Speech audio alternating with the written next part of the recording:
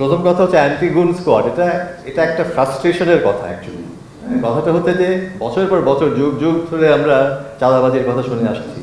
প্রত্যেকটা বাজারে, বাস স্ট্যান্ডে, ঘাটে, সব জায়গায় নাকি চাঁদাবাজদের আখড়া। তাই এগুলো দূর করতে পারছি না কেন? হ্যাঁ, একটা হচ্ছে যে আমরা হয়তো চাই না এই দূর করতে, কারণ কারণ যেটা আমি আগেও বলেছি যে প্রত্যেকটা ক্ষেত্রে কিন্তু আমরা দেখি যে একটা স্বাস্থ্যান্বেষী মহল একটা প্রতিবন্ধকতা তৈরি করে রেখেছে প্রত্যেকটা ক্ষেত্রে। যেখানে কোনো ইকোনমিক স্পেস আছে সেখানে একটা এ ধরনের একটা ফোর্স কার্যকর। হ্যাঁ, তো এটাকে দূর করার জন্য আমাদের একটা মেকানিজম লাগবে।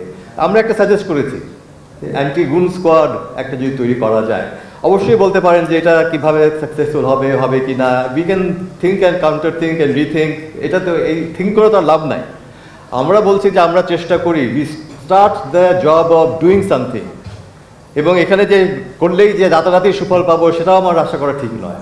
আমাদের দেখতে হবে আমরা যাত্রাটা যদি শুরু করি, আমরা অ্যালং দ্য ওয়ে আমরা কোথায় কোথায় সমস্যাগুলো যে চিহ্নিত করে তখন আবার এটাকে আমাদের স্ট্র্যাটেজিটাকে বদলে নিতে পারি, তাহলে উই ক্যান সাকসিড।